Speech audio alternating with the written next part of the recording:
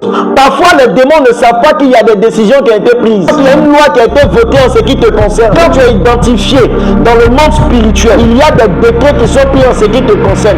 Et ces décrets-là vont soumettre le cœur de toutes les personnes qui viennent contre ta vie.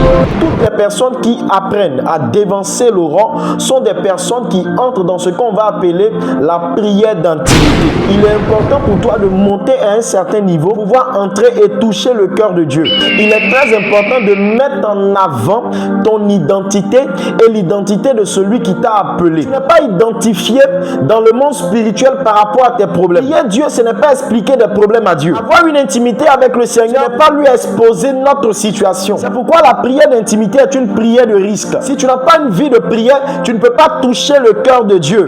Entrer dans une intimité plus profonde avec Dieu, il y a 5 éléments qui sont très importants. Premier élément, c'est l'adoration. L'adoration, c'est le cœur et c'est l'ADN de l'enfant de Dieu. Peu importe les situations, peu importe ce que tu vis, le plus important pour toi, c'est l'adoration. Les personnes qui poussent très loin dans le prophétique sont des personnes qui ont une sensibilité spirituelle. Sensibilité spirituelle naît du cœur de l'adoration. Dieu ne se révèle pas à des personnes qui se Dieu se révèle à des personnes qui l'adorent. En fait, Élie a fait descendre le feu du ciel parce qu'il était en train d'adorer Dieu. Si tu veux que Dieu apprenne à résoudre certaines situations dans ta vie, donne-lui une position supérieure. Tu ne commences pas ta journée par l'adoration, tu seras submergé par les problèmes. Que Dieu puisse influencer ta destinée à un certain niveau, il est important qu'il y ait une position de supériorité. L'onction ne descend pas sur des gens qui ne sont pas des adorateurs. Il y a l'onction qui va descendre sur ta vie. Si tu n'es pas un adorateur, c'est une onction qui est rattachée à la capacité spirituelle. L'onction qui descend sur la vie des adorateurs, c'est une onction qui est rattachée à la nature de Dieu. L'adoration, c'est l'équipement qui renforce ta puissance spirituelle dans le monde spirituel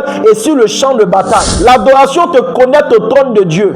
Quand tu rentres dans le monde spirituel, tu n'as plus toi, tu deviens Dieu. Abraham n'a pas adoré Dieu parce que Dieu lui a donné des enfants. Mais en fait, la fécondité qu'il a reçue était la conséquence de son adoration. Tu n'arrives pas à dire des choses à Dieu parce que ton adoration est rattachée au bien que Dieu te fait. Quand tu dévances l'aurore, tu influences tes jours, tu influences tes atmosphères et les jours sont influencés par la puissance de Dieu. Deuxième élément des déclarations prophétiques. Lorsque tu dévances l'aurore, il faut aller faire ce qu'on appelle des déclarations prophétiques. La prière de déclaration prophétique, c'est tout simplement le fait de déclarer des choses qui sont assises par Dieu. C'est des décrets, des lois, des principes qui ont été pris concernant ta destinée. Il faut avoir accès au conseil de Dieu pour savoir quelles sont les décisions que Dieu a prises te concernant. Dieu prend des décrets chaque jour en ce qui concerne notre destinée. Mais ces décrets ne peuvent pas nous influencer parce que nous n'en faisons pas des déclarations. Déclaration, c'est quand tu commences à publier dans le monde spirituel de façon officielle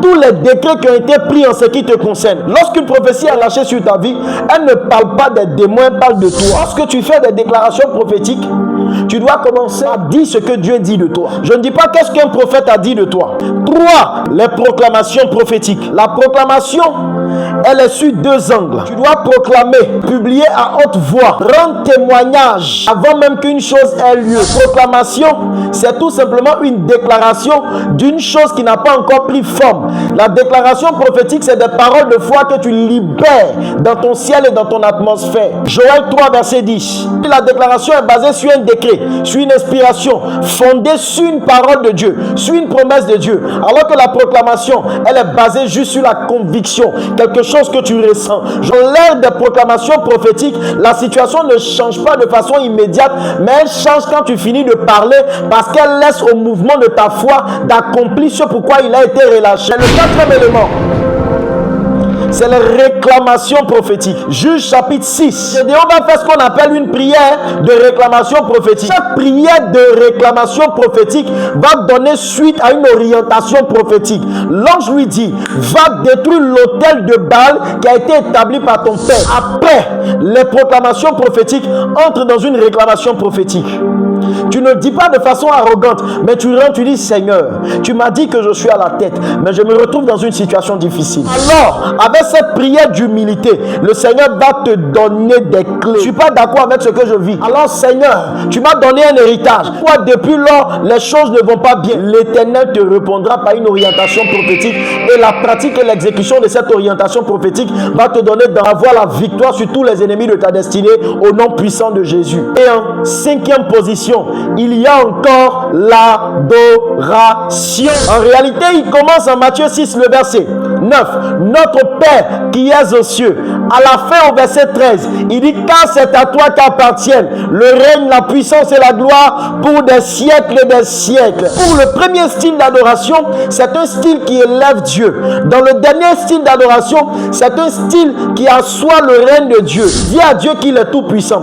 En réalité, dans tout le chemin de prière que je viens de faire, quand je termine par car c'est à toi qu'appartiennent le règne, la puissance et la gloire, je suis en train de dire à Dieu, Seigneur, je t'ai exposé toutes ces choses. Je sais que le diable n'est pas plus puissant que toi. Je sais que la mort n'est pas plus puissant que toi. Je sais que l'échec n'est pas plus puissant que toi. Et c'est ainsi que je formule dans une phrase cachée d'adoration, car c'est à toi qu'appartiennent le règne, la puissance et la gloire pour des siècles et des siècles. Les situations ne vont pas m'influencer parce que le règne, la puissance et la gloire appartient à mon Dieu. Lorsque tu rentres dans ce style d'adoration, tu commences à t'embraser. Lorsque tu parles de la puissance de Dieu, elle se transmet en toi. Lorsqu'au début de ton adoration, tu élèves Dieu, il s'élève avec toi. Lorsqu'à la fin, tu commences à parler de sa puissance se transpose en toi. Et arrivé à un certain moment, tu vas commencer à t'embraser. Tu vas commencer à devenir encore plus fort. Tu vas commencer à devenir encore plus puissant. Tu vas commencer à sentir, sans avoir demandé la puissance à Dieu. Le Seigneur t'a transféré sa puissance